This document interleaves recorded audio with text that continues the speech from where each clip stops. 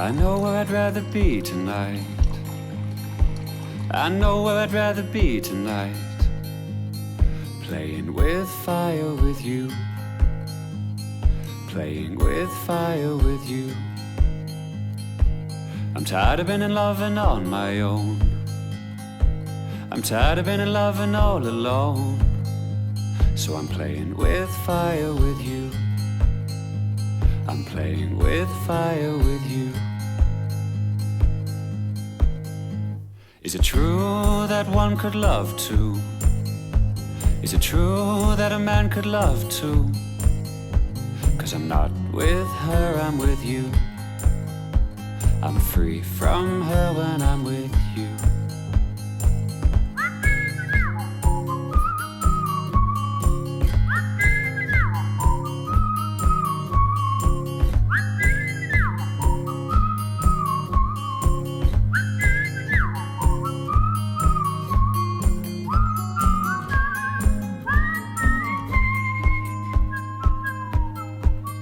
Hours later, and I am done for the day. Today was the last day of the month, and so I really spent some time getting my calendar ready for next month, which is actually going to be my last month. Hi, I'm Anna. I'm a social work student currently doing clinical mental health counseling in a youth detention center, and like I mentioned, actually next month is my last month. Then I'm taking on the post-grad world. Then I'm a real MSW out in the world doing the things. So yeah, I got my calendar all ready for, I have 3 kids on my caseload right now, so I just scheduled their bi-weekly sessions, kind of planning on what day I'm planning on seeing them. Obviously, crises can come up, things can get busy, and so it doesn't always end up that I see the kid on the day that I plan to, but hopefully, fingers crossed for April, because my schedule is a little bit wonky in April as well, which obviously you'll see going forward. I will touch a little bit more later on in this video about how I actually plan sessions, like the session themselves, whenever I do the counseling. Not yet though, because I just got done with a long day's work and I need to go make dinner, drink some water, get changed out of jail clothes. Today was a good day though. They did the Fun Friday today. It's Thursday because tomorrow is the first day of spring break, I believe. I think that's why they said. And so they had their like good behavior event today, and I just sat outside and kind of watched them play basketball, hung out with a few kids, which was good. And also means that tomorrow will be even less busy for me. Got a few things on the roster for what I want to do tonight, but overall it's beautiful outside. I'm feeling good. I can't decide if I'm going to go to the gym or take a walk. We'll have to see.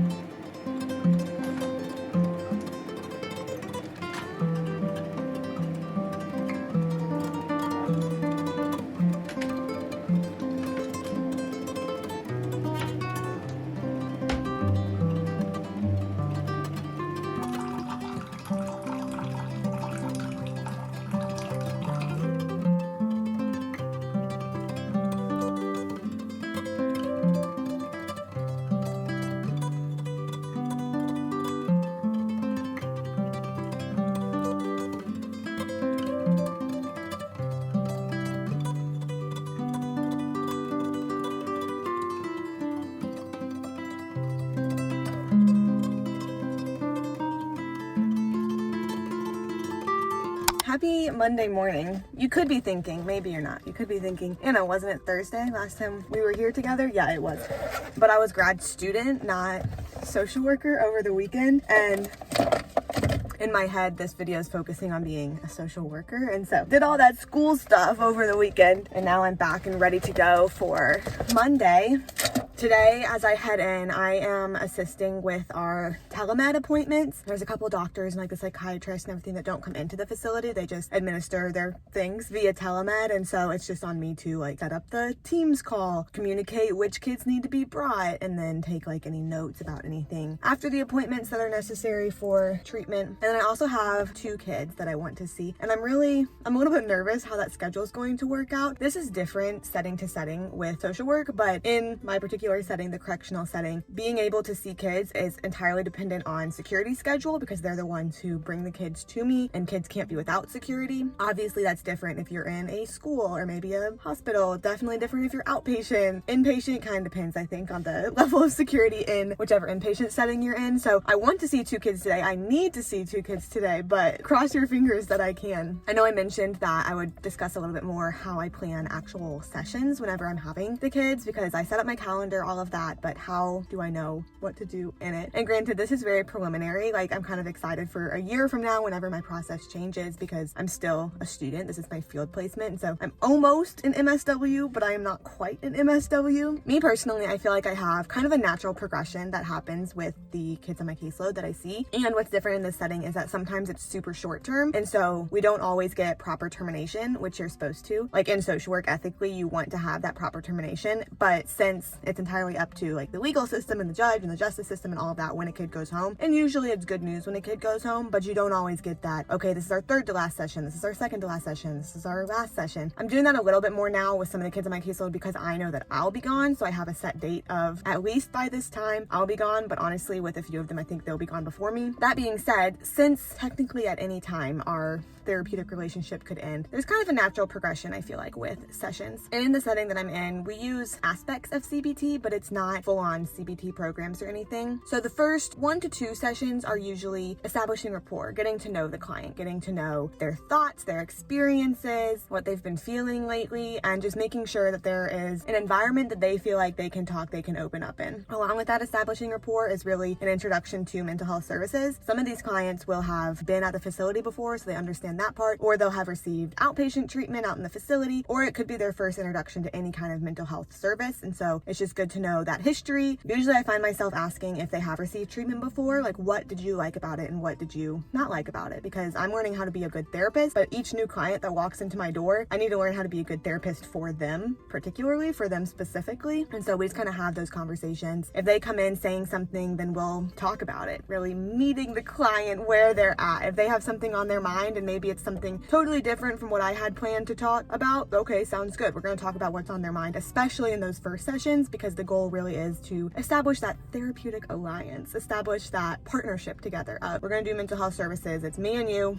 want them to feel comfortable doing so. After I feel like that relationship has kind of been built up a little bit, I'll start to discuss more about coping skills with clients, and this is just something that in my head, it's like, this is the short term. I want this to actually be a seed planted in their brain whenever they leave, because everyone has coping skills. Some of them are healthy, some of them are a little bit unhealthier. And so we just talk and learn about these are coping skills. And then we'll go through situations of what's a time that you felt some sort of extreme emotion. Lots of times it'll be anger, sometimes it'll be sad, upset, whatever it is. And then how did you get yourself through it? We'll start with what they're currently doing. And it's really important to have like a judgment-free zone, because in my role, it's not my job at this moment to hold them accountable necessarily, because we're just talking about where we're starting. And we'll kind of introduce some healthier coping skills, maybe some pros and cons of changing coping skills, of changing behaviors, because sometimes they'll enter mental health treatment and they don't think they need to change it all. It's not on me to decide that, but if we discuss and they start thinking, maybe there's more pros to change than I originally thought, awesome. Strengthens that goal for us. But coping skills is a big one. Eventually I kind of start to move on to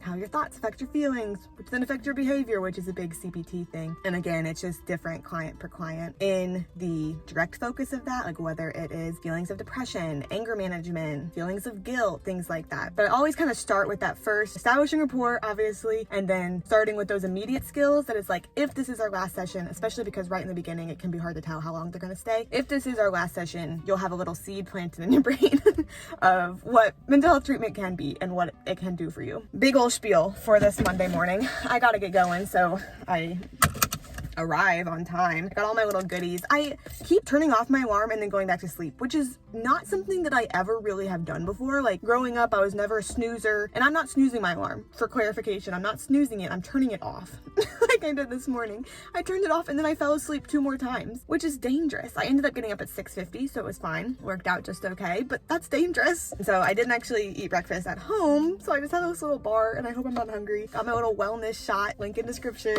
And then I also just brought another coffee in case I feel like I want or need it on the way there, which I will be drinking it, yeah.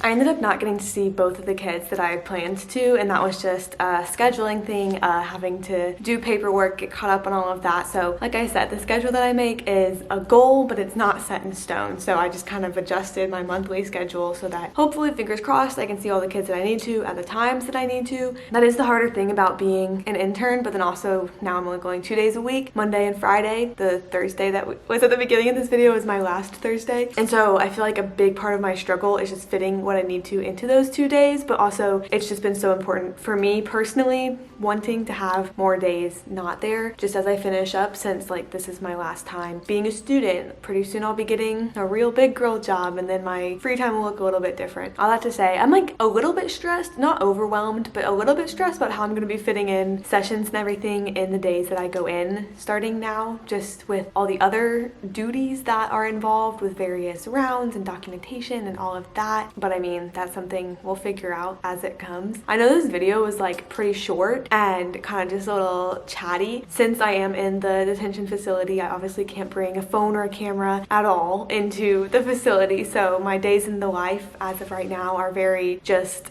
recap, this is what happened, because obviously I can't show you in the moment like some other like social work vlogger day in the lives can, but I hope that you get kind of a good picture about what my day looks like a little bit. As I've already mentioned, I'm in my last month of my MSW before I am an MSW, which is really exciting, and afterwards, like I said, I'll be getting an MSW job, social work job. I'll be pursuing my licensure. I'll be hopefully getting better. I kind of wonder if this video that, you know, I talk about the skills and everything that I've been learning and using, how long it's going to take for me to be able to look back at that clip and be like, oh, I've learned so much now. Like, I'm just really excited for growing, getting better, fine-tuning my skills. But I get comments and questions quite a bit about more of the details, like the process of the actual doing the clinical skills and the therapy. So I hope that this was a good little picture into that. Even if it was just a little picture, I hope it was a good little picture. And I have more videos coming soon and on my channel now about being a social work student, social work journey, little information about social work, but then since I vlog as well, you can see the stuff happening in real time, which is exciting. So make sure to check out that social work playlist, but then also vlogs if you're into that as well. And thanks for joining me. I would love to hear your questions so I know what I can answer from my experience, and best of luck to you in your journey, whatever it is that interested you enough to watch this video. Best of luck to you, and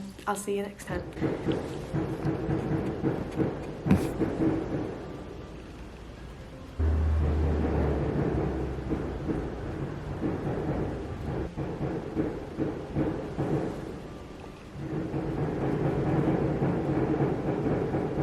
Maybe I'm gonna have to turn this video into the police's evidence.